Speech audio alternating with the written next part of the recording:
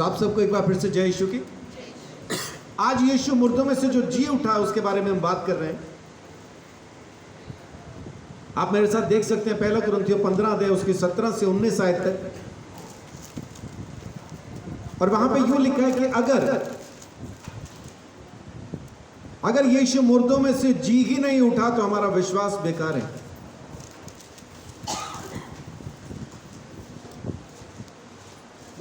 और यदि मसीह नहीं जी उठा तो तुम्हारा विश्वास व्यर्थ है और तुम अब तक अपने पापों में फंसे हो। वरन जो मसीह में सो गए हैं वे भी नष्ट हुए। यदि हम केवल इसी जीवन में मसीह से आशा रखते हैं तो हम सब मनुष्यों से अधिक अभागे हैं। जी, तो बाइबल क्या कहती है कि अगर यीशु मसीह मुर्दों में से जी ही नहीं उठा, अगर वो मर गया और उसके बाद उठा नहीं, तो हमारा विश्वास करना बेकार है। क्यों? क्योंकि फिर इसका मतलब है कि प्रभु यीशु मसीह की बातें अच्छी तो हो सकती हैं, प्रभावशाली हो सकती हैं, लेकिन उसमें सामर्थ नहीं हो सकती। फिर अगर वो मुर्दों में से जी ना उठे तो उसकी बातों में सामर्थ नहीं है। प्रभावशाली बात तो हो सकती है, जैसा बहुतों ने कही, बहुत विद्वानों ने जो बातें कही हैं वो प्रभावशाली हैं। आज भी लोग उनको सुनते हैं तो मोटिवेट होते हैं, उससे उत्साह पाते हैं, जिंदगी में आगे बढ़ जाते हैं। अगर यीशु भी ऐसा ही था, यानी वो मुर्दों में से जी नहीं उठा और अपनी बातें कह के मर गया, खत्म हुआ, तो हमारा विश्वास बेकार है, व्यर्थ है। आज हम इसी के लिए इकट्ठा हुए यहां पे, ताकि हम ये समझ सके, ये जान सकें कि प्रभु यीशु मसीह के मुर्दों में से जी उठने में जो ताकत है वो कमाल की है। देखिए पौलुस क्या कहता है, फिलिपियों 3 अध्याय 7 से 11 तक। फिलिपियों 3 7 से 11।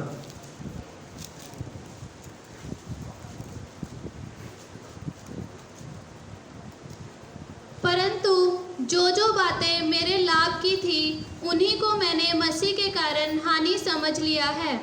वरन मैं अपने प्रभु यीशु मसीह की पहचान की उत्तमता के कारण सब बातों को हानि समझता हूँ, जिसके कारण मैंने सब वस्तुओं की हानि उठाई और उन्हें कूड़ा समझता हूँ, जिससे मैं मसीह को प्राप्त करूँ।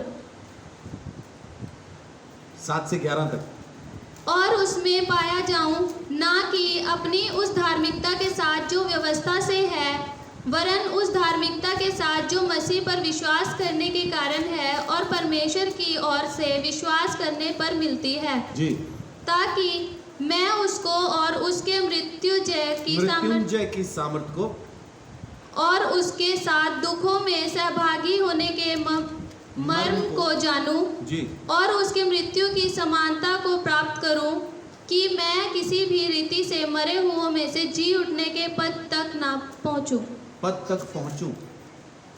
किसी भी तरह से मैं मरे हुओं में से जी उठने के पद तक पहुंचूं। बाइबल साफ कहती है 10वीं आयत में, देखिए क्या चीज लिखी है, ताकि मैं उसको और उसके मृत्युंजय की सामर्थ को जानूं। महसूस करूं नहीं है, ये महसूस करना नहीं है कि हम उसके मृत्युंजय की सामर्थ को महसूस करके देखें। महसूस नहीं करना, एक्सपीरियंस नहीं करना, उसको फील नहीं करना, उसको जानना है। यीशु मसीह को जानूं और उसके मृत्युंजय की सामर्थ को। मृत्युंजय का मतलब क्या है? पुनरुत्थान, मृत्यु पर जय पाने की उसकी जो सामर्थ्य है। आज जिस दिन के लिए हम इकट्ठा हुए, रिजरेक्शन संडे जो आज हम मना रहे हैं, तो उसके मुर्दों में से जी उठने की जो ताकत है, उसको मैं, उस सामर्थ को मैं पहचानूं, उसको जानूं। ये वैसा ही जानना जैसा यीशु मसीह को वो जानना चाहता, वैसा ही उसके मृत्युंजय की सामर्थ को भी जानना चाहता।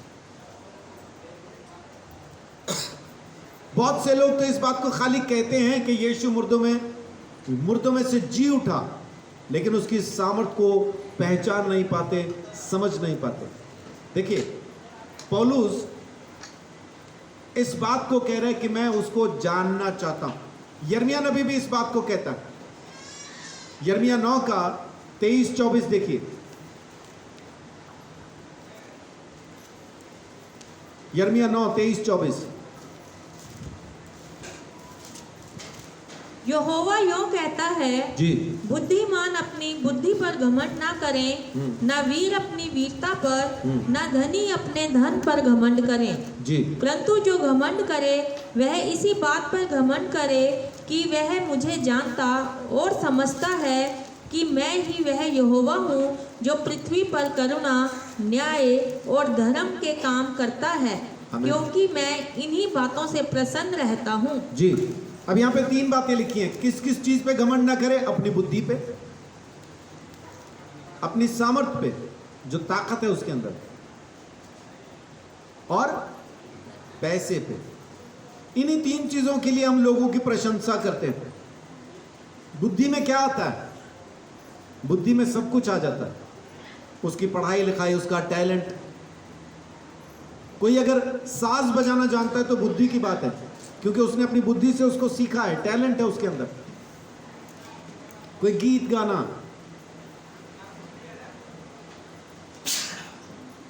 कोई भी टैलेंट ऐसा है किसी भी शख्स के अंदर, तो उसने बुद्धि से सीखा है।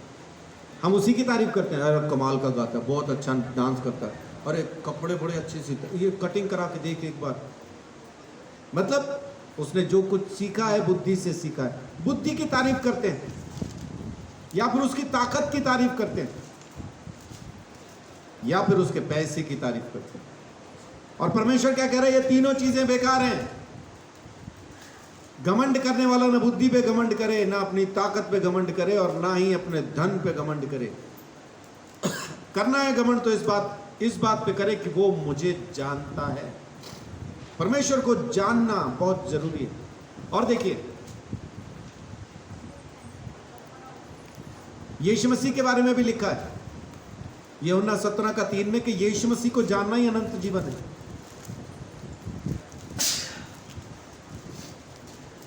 और अनंत जीवन कुछ नहीं, प्रभु यीशु को जानना अनंत जीवन है। पतरस देखिए क्या कहता है, दूसरा पतरस 1:3।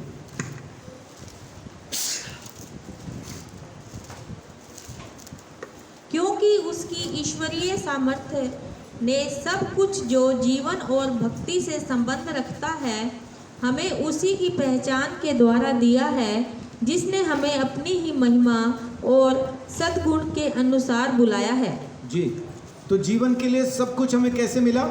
उसकी पहचान से। गौर से पढ़िए इस वचन को एक बार फिर, आराम से देखिए क्या लिखा है। क्योंकि उसकी ईश्वरीय सामर्थ्य ने सब कुछ जो जीवन और भक्ति से संबंध रखता है। जी, जीवन और भक्ति से, यानी जिंदगी में हमको जो कुछ चाहिए वो हमें देता है, और भक्ति में हमें जो कुछ चाहिए वो भी हमें देता है। हमें उसी की पहचान के द्वारा पहचान के द्वारा उसी की पहचान के द्वारा मिला है। पतरस भी इस बात को कहता है कि परमेश्वर को पहचानो। यूहन्ना, पहला यूहन्ना 5:20।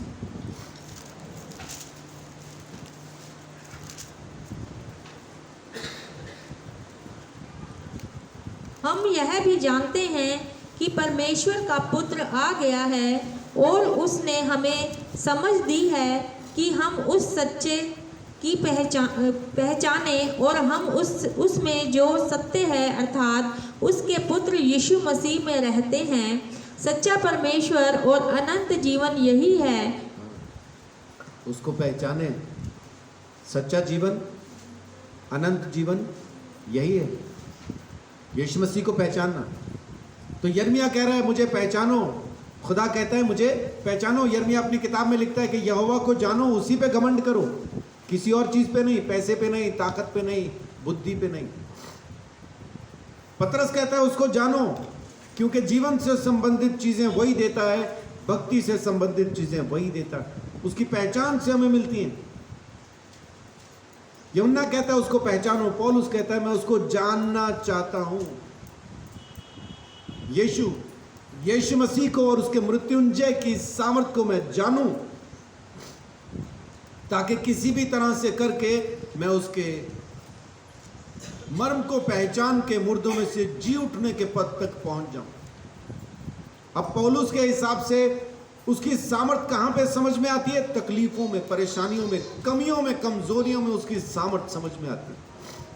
हमें वो कमजोरियां चाहिए नहीं जहां पे उसकी सामर्थ समझ में आए।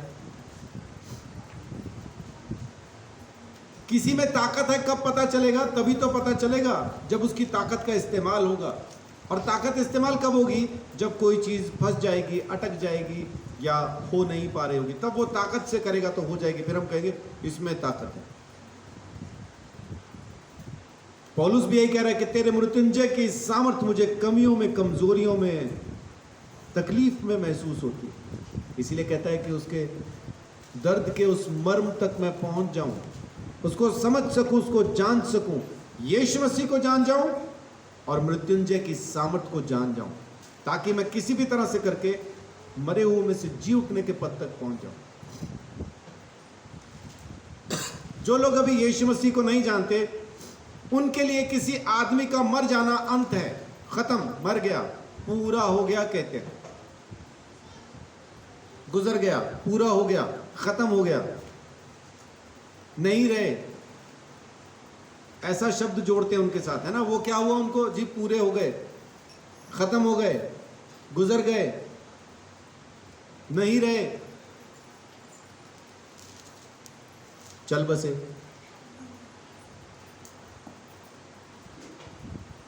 अब चल बसे में चल तो पता है लोगों को, लेकिन कहां जा बसे वो नहीं पता।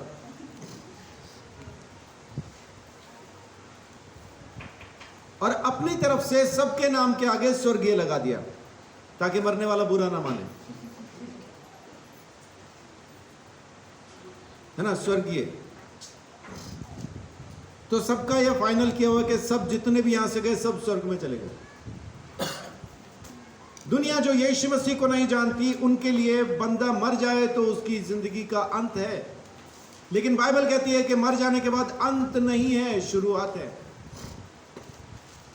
जैसा एक बच्चा मां की कोख में 9 महीने रहने के बाद जब जन्म लेता है, तो क्या अंदर के अंग, मां का शरीर यह कहना शुरू कर दे मेरा बच्चा मर गया? जब बच्चा जन्म लेता है तो क्या मां कहती है कि मेरे अंदर बच्चा था, अब वो मर गया, चल बसा, गुजर गया, अब पेट में नहीं रहा? क्या ऐसा कहती है? या क्या कहते हैं? मुबारक हो, पैदा हो गया। मर जाने के बाद भी हम इसी तरह से आत्मिक रीति से पैदा होते हैं, खत्म नहीं हो जाते। ये शरीर की जिंदगी का जो सफर है, ये एक गर्भ धारण के जैसा है। कोई 40 साल का गर्भ धारण करता है, कोई 60 का, कोई 70 का, कोई 80 का, कोई 100 का, कोई 150 का, लेकिन 1000 साल का गर्भ धारण करने के बाद भी पैदा होना ही पड़ेगा, आत्मा में जन्म लेना ही पड़ेगा। अब ये जो आत्मा में जन्म हुआ है, अब आत्मा कहां जाएगा? इसके लिए पौलुस कहता है पहले से मेरा जानना जरूरी है यीशु मसीह को और उसके मुर्दों में से जी उठने की ताकत को, ताकि मैं भी आत्मा में जब पैदा होऊं, यानी जब मैं ये शरीर छोड़ूं, तो मैं भी मरे हुओं में से जी उठने के उस पद तक पहुंच सकूं, उस जगह तक पहुंच सकूं। आमीन। ये बहुत जरूरी है, यीशु मसीह को जानना, यीशु मसीह को जानना। तो आखिर उसको जाने कैसे? अगर यीशु को जानना है तो कैसे जाने? पहली चीज, वचन पढ़ो और किसी ऐसे से सुनो जो परमेश्वर का वचन बताता हो। हर किसी को पास्टर नहीं समझना, क्योंकि जमीन पे इस वक्त बहुत से झूठे शिक्षक उठ खड़े हुए हैं जो आपको दोबारा से आपकी धार्मिकता में ले जाते हैं। अभी आपने पढ़ा इफिसियों, फिलिपियों 3 अध्याय, अब दोबारा से उसकी 7वीं आयत से एक बार पढ़िए। पौलुस क्या कह रहा है यहाँ पे? 10वीं आयत तक पहुंचने से पहले क्या कहता है, देखिए। परंतु जो जो बातें मेरे लाभ की थी, उन्हीं को मैंने मसीह के कारण हानि समझ लिया है। वरन मैं अपने प्रभु मसीह यीशु की पहचान की उत्तमता के कारण सब बातों को हानि समझता हूँ, जिसके कारण मैंने सब वस्तुओं की हानि उठाई और उन्हें कूड़ा समझता हूँ। अब ये किन चीजों की हानि उठाई बोलता है? आप 4वीं आयत से जब देखेंगे तो वो कह रहे हैं मैं बिन्यामीन गोत्र का हूँ, 8वें दिन मेरा भी खतना हुआ था, फरीसियों का फरीसी, शास्त्रियों का शास्त्री हूं, मैं बहुत पढ़ा लिखा हूं, व्यवस्था के मुताबिक चले तो मैं बिल्कुल निर्दोष था। अगर लोगों को मारता भी था तो व्यवस्था के मुताबिक मार रहा था मैं लोगों को, क्योंकि वो लोग यीशु को प्रभु कहते थे और मुझे व्यवस्था में वो मिलता नहीं था। यीशु ने सीधा उससे मुलाकात की, इसलिए कहता है वो सब चीजें जो मेरे लाभ की थी मैंने कूड़ा समझ लिया। किन चीजों को? खुद की धार्मिकता को कूड़ा समझा उसने।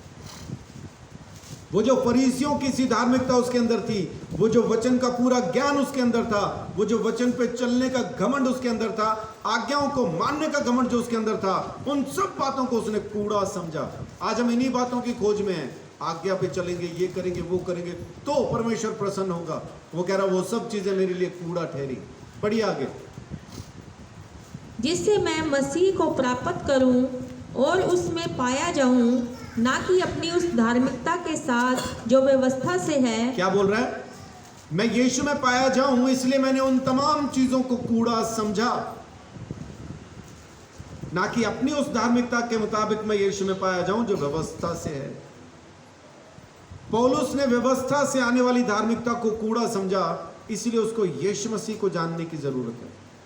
अब वो कह रहा है यीशु को और उसके मुर्दों में से जी उठने की सामर्थ को जब मैं जान जाऊंगा तब मैं असली धर्मी बनूंगा, तब बनूंगा असल में मैं यीशु मसीह का जन। जब तक व्यवस्था में हूं, और व्यवस्था क्या है?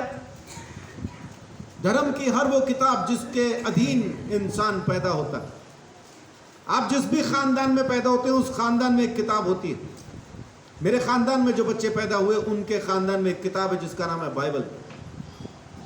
ये बाइबल की धार्मिकता के अधीन पैदा हुए हैं, और अगर बाइबल की धार्मिकता के मुताबिक अपनी जिंदगी को बिताने की कोशिश करेंगे, इन वचनों पे चल के धर्मी बनने की कोशिश करेंगे, स्वर्ग कभी नहीं पहुंचेंगे।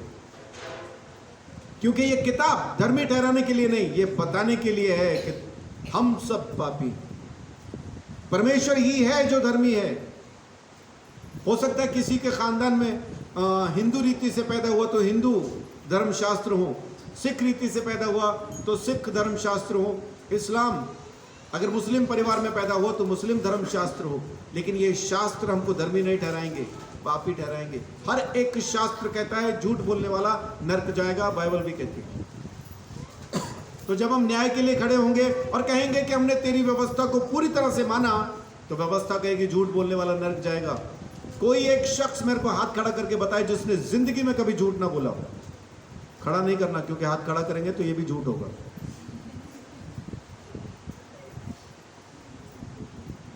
मैं एक गांव में यही बात मैंने कही, वहां एक बहन ने हाथ खड़ा कर दिया।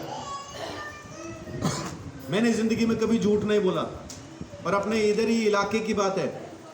तो मैंने उस बहन को खड़ा किया, मैं कहा इस बहन के लिए जोरदार ताली बजाएं, इस बहन ने जिंदगी में कभी झूठ नहीं बोला। तो नीचे से दूसरी बहन ने चुन्नी करके शुरू हो गया, बोल रहा था आता हूँ, बोल दी नहीं है, बोला नहीं झूठ, तुम बोल रहे तो झूठ। अब ये खड़ी है, नीचे से आवाज आ रही, बोलती है तू झूठ बोलती है। ये जो अब तू कह रही है कि मैंने कभी झूठ नहीं बोला, ये भी झूठ है। वो शर्माने लगी। फिर मैंने बोला चिंता नहीं करो बहन, हम सबको ये वहम है कि हम झूठ नहीं बोलते, लेकिन सब बोलते। थोड़ा साथ देना पड़ा तब वो तसल्ली से बैठ पाई, नहीं तो सबने झूठी साबित कर दिया उसको।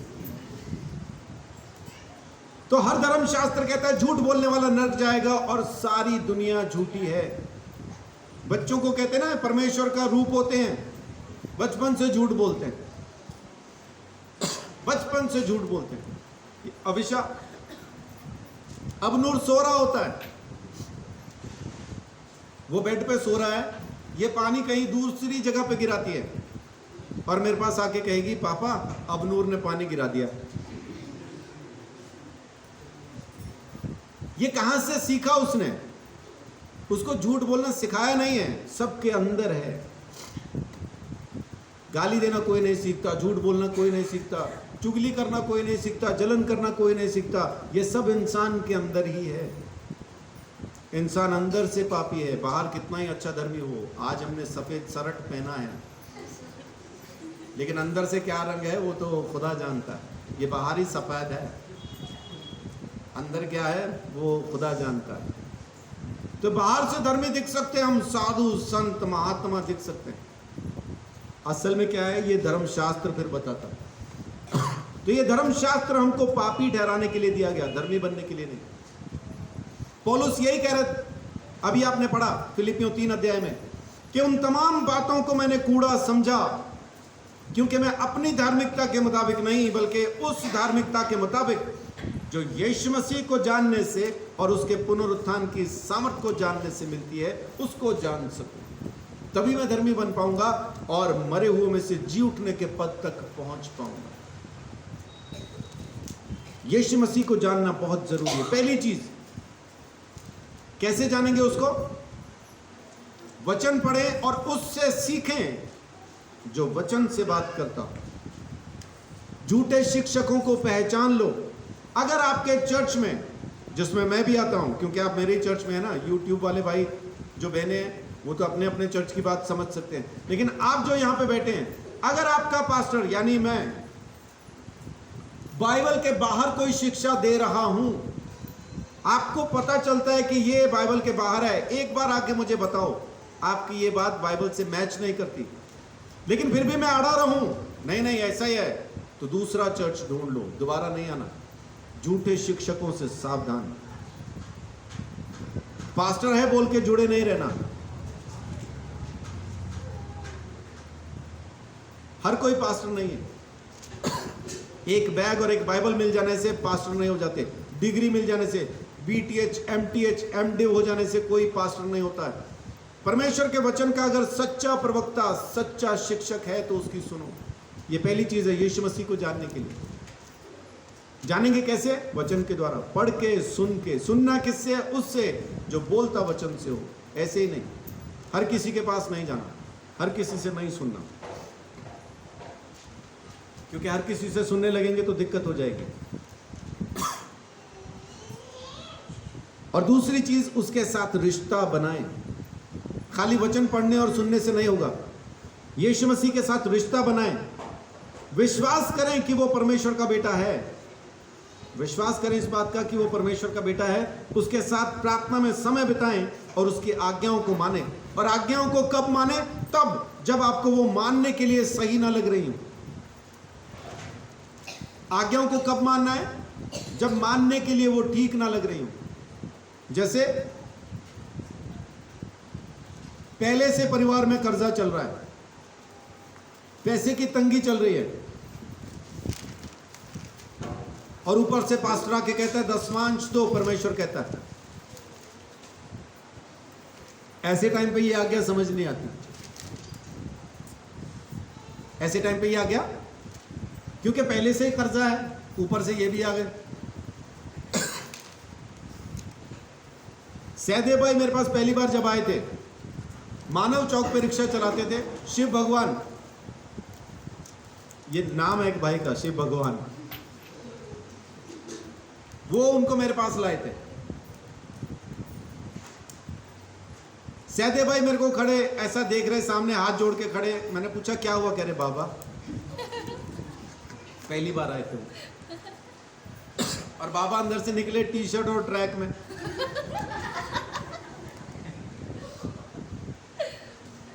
बाबा बड़ी परेशानी है। मैंने बोला क्या हुआ? बोल रहे 5 जन का परिवार है, रिक्शा चलाता हूं, 10 या 20 रुपए दिहाड़ी होती है, किराया भी देना है, 5 लोगों ने खाना भी खाना है, क्या करूं समझ नहीं आ रहा। मैंने बोला दशमांश दो। है वो पहले ही 10, 15, 20 रुपए कमा रहा है, दशमांश दो। तो बड़े गौर से मुझे देख रहा। मैं कहा आपको इस टाइम यही लग रहा होगा ना कि बड़ा लालची आदमी है, मैं पहले परेशान हूं, ऊपर से और कह रहा और भी दो। हंसने लगे, बोल रहे सोच तो यही रहा हूं, पहली बार आया अभी वो। मैंने बोला दिक्कत नहीं, आप दो। फिर मैंने कहा जैसे आपने 15 रुपए कमाए, मुझे क्या देंगे? 5 दे दूंगा। बोल रहे मैं 5 क्यों देंगे? 10वां हिस्सा कितना बना? कह रहे वो तो 1.5 रुपया बनता है। हाँ तो 1.5 रुपया दो। थोड़ी दूर गए, वापस आ गए। कह रहे बुरा नहीं मानना, एक बात पूछूं? मैंने बोला हाँ पूछो। कह रहे मैं आपको 1.5 रुपया 2 रुपया दूंगा, आप ले लोगे? हाँ ले लूंगा, क्योंकि वो दशमांश है, ना कम होता है ना ज्यादा, दशमांश होता है वो। तो जब उनको लगा कि 15 रुपए में से 1.5 रुपया देना है तो उनको तसल्ली आ गई, इतना तो दे दूंगा। देना शुरू किया। सिक्के ही आते थे उनकी तरफ से, 12 रुपए, 15 रुपए, 20, 25 रुपए, ऐसा सिक्के आते थे। और फिर एक समय आया जब उन्होंने 5,500 रुपए भी मुझे दसवांश दिए। वही रिक्शा चला रहे थे, वही परिवार था, वही खानदान था, सब वही। लेकिन उन्होंने उस वक्त मेरी बात को सुना जब ये मानने लायक नहीं थी।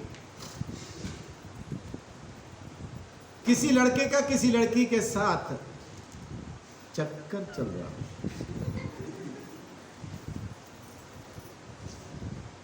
अब उनको समझाओ, सुनेंगे क्या? ये आज्ञा मानने का टाइम ही नहीं है।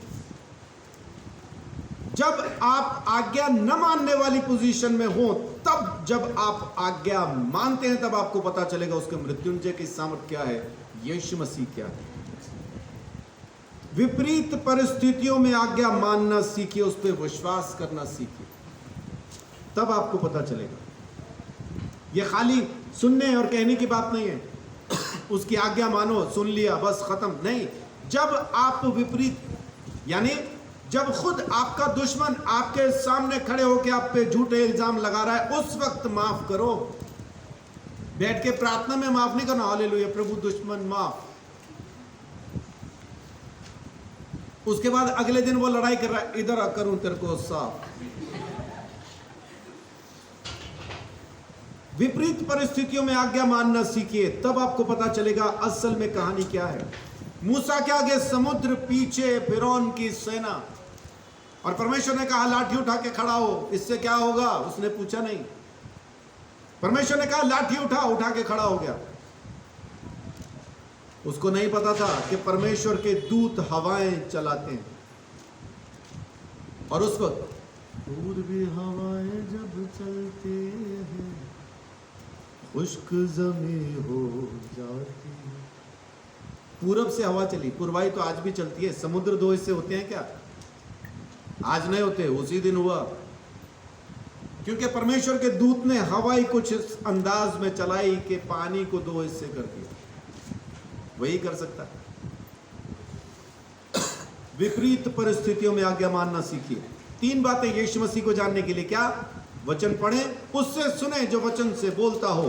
दूसरा, प्रार्थना करें, उसके साथ समय बिताएं, रिश्ता बनाएं। और तीसरा, आज्ञाएं माने। कब? तब जब मानने की परिस्थिति में ना हो, उस वक्त उसकी आज्ञाओं को माने। इस तरह से आप यीशु मसीह को जान पाएंगे। अब बात करते हैं उसके मृत्युंजय की सामर्थ को जानने की, क्योंकि पौलुस कहता है ना, यीशु को जानूं, उसके मृत्युंजय की सामर्थ को जानूं।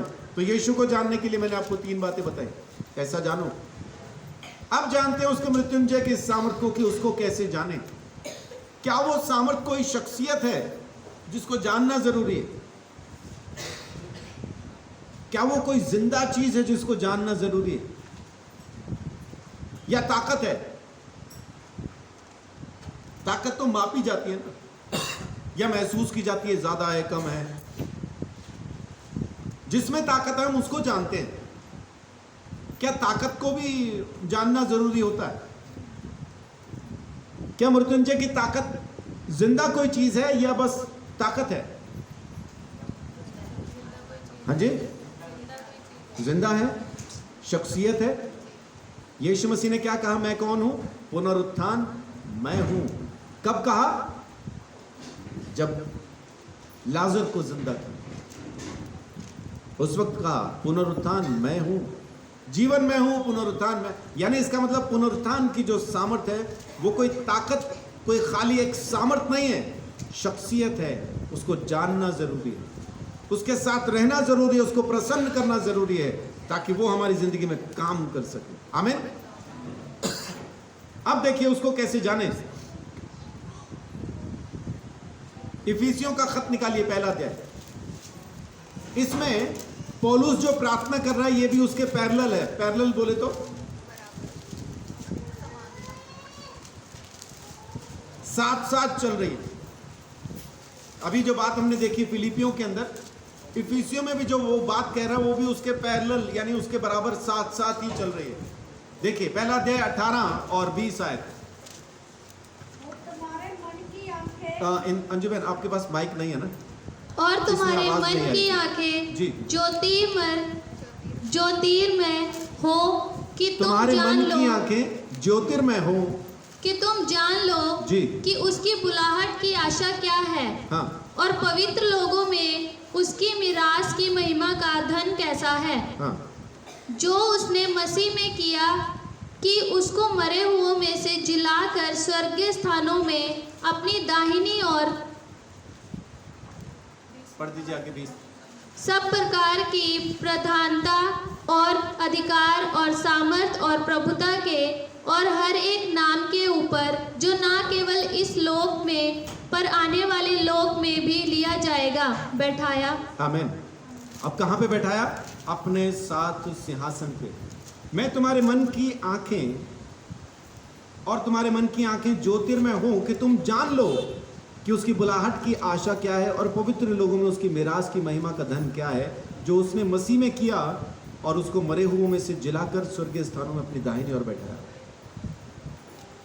यही बात वो फिर दोबारा कह रहा है कि मैं किसी तरह से मरे हुओं में से जी उठने के पद तक पहुंच जाऊं। लेकिन ये कैसे हुआ? मरे हुओं में से जिंदा करने की सामर्थ्य से, मुर्दों में से जी उठाने की ताकत से। हर एक ईसाई के पास ये ताकत है। हर एक ईसाई के पास ये ताकत है। यीशु के मुर्दों में से जी उठने की ताकत हर ईसाई के पास है। और अगर ऐसा है तो फिर वो पाप क्यों कर रहे हैं? क्योंकि इस सामर्थ को जानते नहीं। इसलिए पुनरुत्थान की सामर्थ को जब जान जाएंगे तो पाप से भी अपने आप आजाद हो जाएंगे। अब इसमें देखिए, मैं आपके साथ 5 चीजें शेयर करता हूं पुनरुत्थान की ताकत को समझने के लिए। ये 5 चीजें आप मेरे साथ एक बार जल्दी से देख लीजिए। पहला, पुनरुत्थान की सामर्थ्य में पाप माफ करने की ताकत है। पुनरुत्थान पाप माफ करता है, यूं भी कह सकते हैं आप, जैसा आपको ठीक लगे लिखने के लिए। परमेश्वर को जाने बगैर हम सब पाप के गुलाम हैं। परमेश्वर ही है जो हमको पाप की गुलामी से आजाद कर सकता है। बिना परमेश्वर के हम गुलाम रहेंगे, पाप के छूट ना पाएंगे। जब तक परमेश्वर नहीं जिंदगी में, तब तक हम पाप की गुलामी करते रहेंगे। और जैसे ही हम उसमें आएंगे तो पापों के दंड से, पापों की गुलामी से आजाद हो जाएंगे। रोमियो 4:25।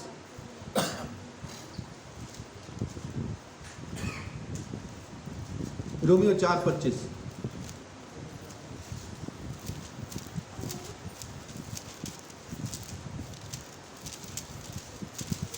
वह हमारे अपराधों के लिए पकड़वाया गया और हमारे धर्मी ठहरने के लिए जिलाया भी गया। जी, किस चीज के लिए जिंदा किया गया? धर्मी ठहराने के लिए। अगर यीशु मसीह हमारे पापों को लेके मर जाता और जिंदा ना होता तो क्या हम धर्मी ठहर पाते? क्या ठहर पाते? हाँ जी, नहीं ठहर पाते। और अगर यीशु मसीह के खून में जरा सी भी कुछ कमी होती, यानी वो पूरी तरह से हमें आजाद नहीं कर पाया, कुछ काम हमें भी करना पड़ेगा, तो क्या परमेश्वर उसको मुर्दों में से जिंदा करता? करता क्या? नहीं करता ना। तो इसका मतलब यीशु मसीह जो मुर्दों में से जिंदा हुआ, इसका मतलब है कि एक ही बार में उसने सारे दंड को खत्म कर दिया, हमें धर्मी ठहरा दिया। हमारे लिए वो पकड़वाया गया और धर्मी ठहराने के लिए जिंदा किया। यीशु मसीह जो मुर्दों में से जिंदा हुआ है, इस वजह से हम धर्मी हैं। हमारे पापों का दंड सह के वो जो मर गया, तो मर जाने से हम धर्मी नहीं हो गए। अगर यीशु मुर्दों में से जी ना उठता तो हम आज भी अपने ही पापों में फंसे होते। क्योंकि ये तो बहुतों ने कहा, आ जाओ छुटकारा होगा, आ जाओ माफी मिलेगी, आ जाओ सब हो जाएगा, ऐसा करो हो जाएगा वैसा। लेकिन किसी ने ना तो हमारा दंड उठाया और ना ही कोई मुर्दों में से जिंदा हुआ। यीशु ने ना सिर्फ हमारे पापों को उठा के दंड सहा, बल्कि मुर्दों में से जिंदा होकर हमें धर्मी भी किया है। आमीन, आमीन। वो परमेश्वर है, सच में प्रभु हमारा मुक्तिदाता है। बिना पुनरुत्थान के उद्धार नहीं है, बिना पुनरुत्थान के धार्मिकता नहीं है। अगर यीशु मुर्दों में से जी ना उठता, मैं ईमानदारी से बताऊं, मैं उस पर यकीन नहीं कर सकता था, मैं उसको अपना प्रभु नहीं मानता था, क्योंकि फिर तो बाकियों के जैसा उसका भी हाल होता, जैसे बाकी हैं वैसा यीशु भी होता, क्योंकि जो मरा सो मर गया। खबर उनकी कब्रें आज भी हैं, यीशु मसीह की कब्र भी होती, उस पर भी एक दिया हम जला लेते, बाकियों पे भी जला रहे होते। लेकिन आज की तारीख में उस परमेश्वर का धन्यवाद कि यीशु मसीह की कब्र खाली है, वो खाली है, वहां वो है नहीं। क्यों? क्योंकि वो जिंदा हो गया, और उसके जिंदा हो जाने की वजह से ही हम धर्मी ठहरे हैं। अगर वो मुर्दों में से जी ना उठता, हम कभी धर्मी ना ठहर पाते, हम कभी धर्मी हो नहीं सकते थे। दूसरी चीज, पुनरुत्थान की सामर्थ हमें पाप पर जीत दिलाती है। आमीन। द पावर टू कॉन्कर सिन, पाप को जीतने की ताकत पुनरुत्थान की सामर्थ में है। इफिसियों 4 का 25 आपने पढ़ा, अभी 24 पढ़ दीजिए।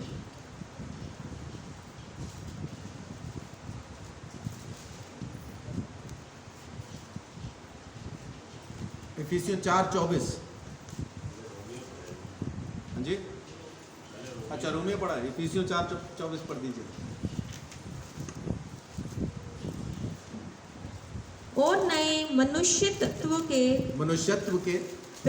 पहन लो, और नए मनुष्यत्व को पहन लो, जो परमेश्वर के अनुरूप सत्य की धार्मिकता और पवित्रता में सृजा गया है। आमीन। अब क्या कर लो? नए मनुष्यत्व को पहन लो, जो परमेश्वर के स्वरूप में सृजा गया है। जब आप उसको पहन लेते हैं, जब आप उसके मनुष्यत्व को पहन लेंगे, तो पापों के ऊपर आप जीत हासिल करेंगे। लेकिन ऐसा होगा कब? जब आप उसको पहचान लोगे, जान लोगे, समझ लोगे, तभी तो पहन पाओगे। अभी मैंने जो शर्ट पहनी है और राजेश ने जो शर्ट पहनी, दोनों की सफेद है।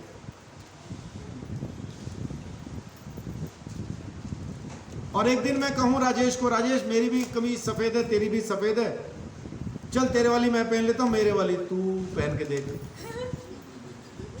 तो अब क्या होगा?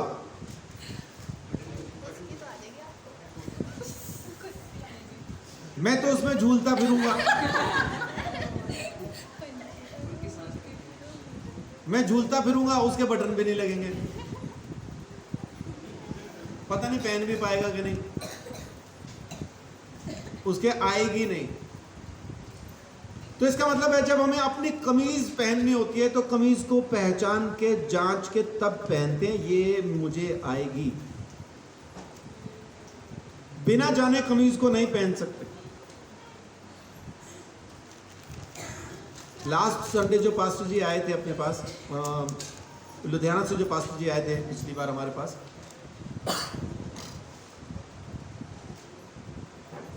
उनकी बेटी ने बोला पास्टर संजीव का जन्मदिन है, 4 तारीख को हम फिर जाएंगे। आज वो फिर आएंगे, दोपहर बाद आएंगे। तो मेरे लिए वो पैंट खरीदना चाहती थी, तो वहां से उन्होंने फोन करके मुझे पूछा कि आपकी कमर का साइज क्या है। और बिना पूछे ले आते तो क्या होता? या तो मैं झूलता फिरता, या फंसता ही नहीं, बटन ही नहीं लगता। अब आपको यीशु मसीह को पहनना है। ये वचन क्या कह रहा है? अपने सृजनहार को पहन लो, नए मनुष्यत्व को पहन लो। बिना जाने, बिना पहचाने कैसे पहन पाएंगे? या तो झूलते फिरेंगे, या बटन नहीं लगेंगे। उसका फिट हो जाना जरूरी है, तब आप पाप के ऊपर जीत हासिल कर लेंगे। फिर पाप आपकी जिंदगी में काम नहीं कर पाएगा, वो आप पे राज नहीं कर पाएगा, आपके वश में होगा, आपके काबू में होगा। जैसे मैंने पहले बताया, फिर ईसाई लोग क्यों पाप कर पा रहे हैं? क्योंकि इस सामर्थ को पहचान नहीं पा रहे। इस वजह से वो आज भी पाप करते हैं। बहुत से लोग कहते हैं ना, अजीब प्रभु के लोग हैं, फिर भी जय को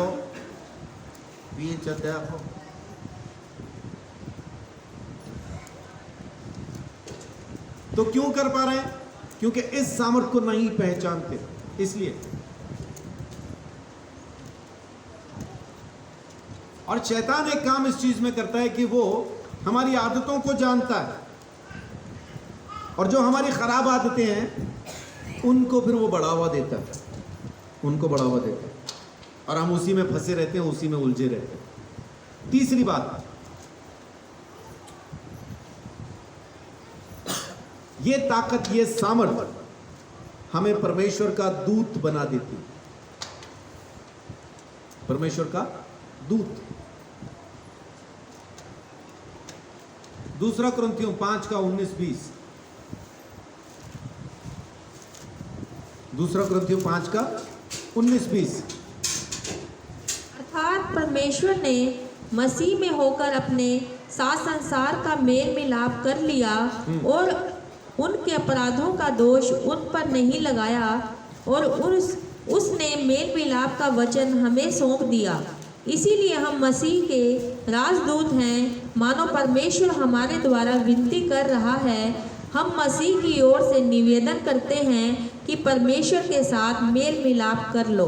जी, परमेश्वर ने अपने बेटे के द्वारा हमारे साथ मेल मिलाप कर लिया, लेकिन हमको यीशु मसीह के द्वारा अपना राजदूत ठहराया है, अपना दूत ठहराया है, और हमारे द्वारा परमेश्वर मानो विनती करता है कि मेरे साथ मेल मिलाप कर लो। हम बहुत सी जगहों पे जाके यीशु मसीह का सुसमाचार सुनाते हैं और सामने से सुनने के लिए मिलता है आ गए धर्म परिवर्तन कराने वाले। धर्म परिवर्तन नहीं है, परमेश्वर की तरफ से विनती कर रहे हैं कि उसने आपके लिए अपना बेटा कुर्बान कर दिया, अब तो आप उसके साथ मेल कर लो। उसने हमको अपना राजदूत, एम्बेसडर बना के रखा। मैं सूरज को कह रहा था तुझे परमेश्वर ने एम्बेसडर बनाया, कह रहा नहीं मैं तो मर्सिडीज बनूंगा।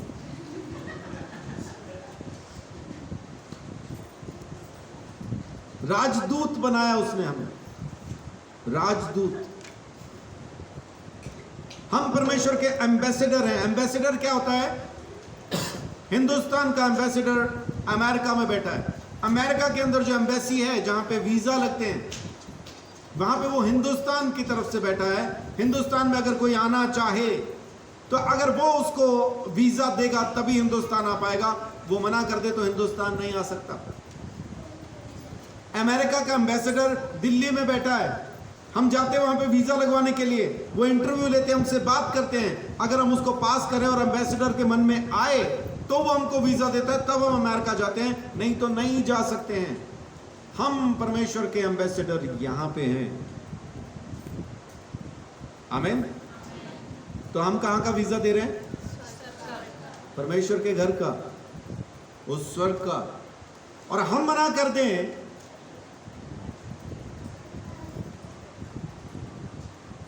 जा नहीं पाएगा,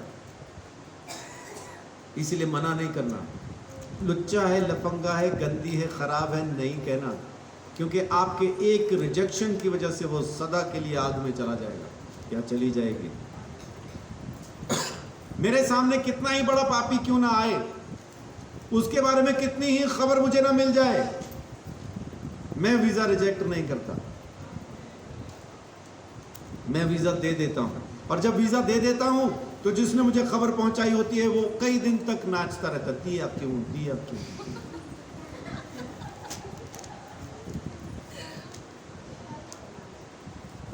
मैं दे देता हूं। अरे पास्टर जी वेश्या है, अच्छा ओ अब तो दे दिया। उसने टिकट भी खरीद ली होगी, जहाज में भी बैठ गई होगी, वो तो स्वर्ग गई, तू देख। मैं तो उस जहाज में नहीं जाऊंगी, वो ही जा रहा है स्वर्ग। तो फिर तो तू कहाँ जाएगी? बेशक मैं नरक में चली जाऊं, उसके साथ नहीं जाऊंगा। न जाओ। आप परमेश्वर के राजदूत हैं। यहां पे जो काम परमेश्वर करना चाहता है लोगों को पापियों के अपने साथ मिलाने का। अभी आपने पढ़ा वचन के अंदर, मानो हमारे द्वारा परमेश्वर विनती करता है कि मेल कर लो। ये विनती हम लेके जाते हैं कि परमेश्वर के साथ मेल कर लो। जो लोग सुन लेते हैं परमेश्वर के हो जाते हैं, नहीं सुनते नहीं हो पाते। हम किसी को मना नहीं करते, हमारी तरफ से सबके लिए छूट है, आ जाओ, परमेश्वर ने ये दिया है हमें। और ये कैसे है? उसकी सामर्थ से, उसके मृत्युंजय की सामर्थ की वजह से। नहीं तो कोई पापी जा नहीं सकता, कोई भी पापी जा नहीं सकता। उसी ने हमें राजदूत ठहराया है, वही हमारे लिए सब काम करता है। और उसकी सामर्थ्य प्रकट कहां पे होती है? दुर्बलताओं में, कमियों में, कमजोरियों में। अगर पापी ही ना हो, अगर कोई बीमार ही ना हो तो काहे की दवाई, और अगर कोई पापी ही ना हो तो छुटकारा काहे का। धर्मियों को नहीं चाहिए, पापियों को चाहिए। 2 कुरिन्थियों 12:9।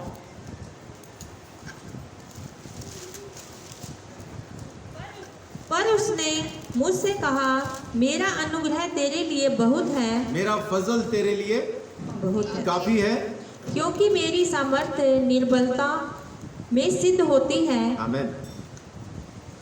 जब मैं दुर्बल होता हूं तभी मैं बलवंत होता हूं, पौलुस कहता है। पढ़िए तो अगली लाइन में। इसीलिए मैं बड़े आनंद से अपनी निर्बलताओं पर घमंड करूंगा कि मसीह की सामर्थ्य मुझ पर छाया करती रहे। आमीन। और आगे पढ़िए। क्योंकि इसी कारण मैं मसीह के लिए निर्बलताओं में और निंदाओं में और दरिद्रता में और उपद्रवों में और संकटों में प्रसन्न हूँ, क्योंकि जब मैं निर्बल होता हूँ तभी बलवंत होता हूँ। तभी बलवंत होता हूँ। क्यों बलवंत होता हूँ? जब मैं निर्बल होता हूँ, क्योंकि जब मैं निर्बल होता हूँ उस वक्त परमेश्वर की सामर्थ मुझ में काम करती है। जब मैं निर्बल होता हूँ तभी मैं बलवंत होता हूँ। तो हम किसी को मना नहीं कर सकते कि हम परमेश्वर के राजदूत हैं जमीन पे, हम उसको उसकी निर्बलता नहीं बता सकते, क्योंकि उसकी निर्बलता में ही परमेश्वर के मृत्युंजय की सामर्थ काम करेगी। यीशु मसीह सबसे ज्यादा निर्बल उसी वक्त था जब वो मरा, लेकिन जब वो मुर्दों में से जी उठा तो हम सबके धर्मी हो जाने का कारण ठहरा। आमीन। वही हमें भी करना है। और 5वीं और आखिरी बात, अच्छा चौथी बात,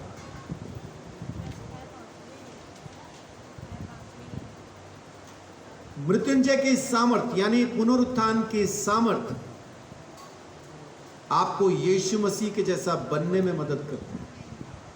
आमीन।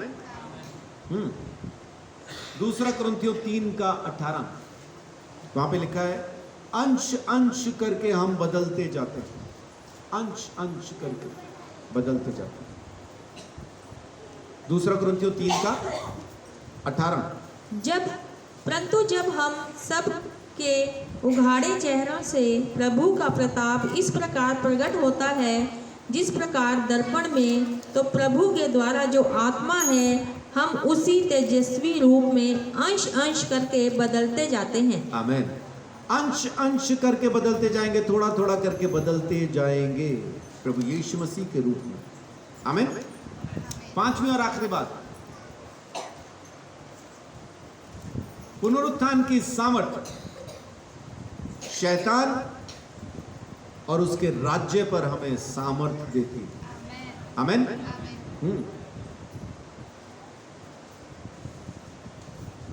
फिलिपियों 2:5-11, फिलिपियों 2:5-11। जैसा मसीह यीशु का स्वभाव था, जी। वैसा ही तुम्हारा भी स्वभाव हो, हाँ, जिसने परमेश्वर के स्वरूप में होकर भी परमेश्वर के तुल्य होने को अपने वश में रखने की वस्तु ना समझा, वरन अपने आप को ऐसा शून्य कर दिया और दास का स्वरूप धारण किया और मनुष्य की समानता में हो गया जी। और मनुष्य के रूप में प्रकट होकर अपने आप को दीन किया और यहाँ तक आज्ञाकारी रहा कि मृत्यु, हाँ, क्रूस की मृत्यु भी सह ली। जी। इसी कारण परमेश्वर ने उसको अति महान भी किया और उसको वह नाम दिया जो सब नामों में श्रेष्ठ है, कि जो स्वर्ग और पृथ्वी पर और पृथ्वी के नीचे है, वे सब यीशु के नाम पर घुटना टेकें और परमेश्वर पिता की महिमा के लिए हर एक जीव अंगीकार कर ले कि यीशु मसीह ही प्रभु है। आमीन। इसका मतलब यीशु मसीह का नाम सब नामों से ऊंचा नाम है। जितनी भी ताकत, जितनी भी सामर्थ, जितनी भी चीजें हैं, यीशु के नाम के नीचे हैं। जितनी भी दुष्ट आत्माएं हैं, जितने भी दुष्ट के गण हैं, जितनी भी बीमारियां और जितनी भी परेशानियां हैं, यीशु के नाम के नीचे हैं। तो प्रभु यीशु मसीह ने मुर्दों में से जी उठकर उस नाम को पाया है ना। 2:8 में क्या लिखा है कि वो इतना आज्ञाकारी रहा कि उसने मौत भी सह ली। और फिर 9 से पढ़िए तो जरा। इस कारण परमेश्वर ने उसको अति महान भी किया और उसको वह नाम दिया जो सब नामों में श्रेष्ठ है। हाँ, क्यों? क्योंकि उसने यहाँ तक आज्ञाकारी रह के इस मौत को सह लिया जो कि क्रूस की मौत थी, और परमेश्वर ने उसे वो नाम दिया जो सब नामों से ऊंचा नाम था, और जिस नाम के आगे हर एक घुटना टिकेगा। आमीन। एक समय आता है जबकि उसके सामने हर एक घुटना टिकाया जाएगा, हर एक घुटना उसके सामने टिकेगा और हर जबान अंगीकार करेगी कि यीशु ही प्रभु है। लेकिन तब तक बहुत देर हो जाएगी मेरे हिसाब से, क्योंकि मुझे ये लगता है कि ये वो समय होगा जब न्याय के लिए सब उसके सिंहासन के सामने खड़े होंगे और उस रोज कहेंगे तू ही प्रभु है। लेकिन उस दिन अंगीकार का समय नहीं होगा, वो समय बहुत पीछे रह चुका होगा। इससे पहले कि हम शरीर छोड़ दें, यीशु को अपना प्रभु स्वीकार कर लेना जरूरी है। आमीन। सो ये 5 बातें, पापों की माफी पुनरुत्थान की सामर्थ्य है, पापों के ऊपर अधिकार, पापों के ऊपर जीत पुनरुत्थान की सामर्थ्य है, यीशु मसीह के राजदूत हम परमेश्वर की प्रभु यीशु मसीह के मृत्युंजय की सामर्थ्य है, और हम धीरे धीरे करके जो यीशु मसीह में बदलते जाएंगे, यीशु मसीह के जैसे दिखने लगेंगे, ये उसकी उस सामर्थ्य है।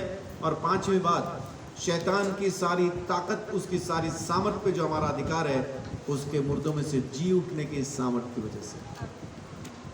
इस सामर्थ्य को खाली खबर ना समझना कि यीशु मसीह मुर्दों में से जी उठा, यीशु मसीह मुर्दों में से जी उठा। इस पर यकीन करना शुरू करें कि यीशु मसीह सच में मुर्दों में से जी उठा और आपको भी मरी हुई हालत में से वो जिंदा कर सकता है।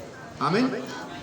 जितने भी लोग बीमार, परेशान या जैसे भी हैं, आज ये विश्वास करें कि वो प्रभु जो मरा, जो गाड़ा गया और तीसरे दिन मुर्दों में से जी उठा, आज मुझ में जिंदा होता तो मेरी जिंदगी को भी वो बदल सकता है, आपके हालात को बदल सकता है। दुष्ट आत्मा यूं निकल जाएगी, बीमारी यूं चली जाएगी, हर परेशानी यूं खत्म हो जाएगी जब आप उसके मृत्युंजय की सामर्थ्य को पहचान जाओगे, समझ जाओगे कि उसकी सामर्थ्य आपकी जिंदगी में किस तरह से काम करती है। आमीन। परमेश्वर आप सबको बहुत आशीष, बड़ी बरकत दे। लेकिन जरूर यीशु मसीह को और उसके मृत्युंजय की सामर्थ्य को जानने की कोशिश करें, और जाने उससे जो सच में परमेश्वर के वचन से बात करता है। प्रभु आप सबको आशीष दे। एक बार फिर से आपको प्रभु यीशु मसीह के पुनरुत्थान के इस दिन की बहुत बहुत बधाई। जय श्री।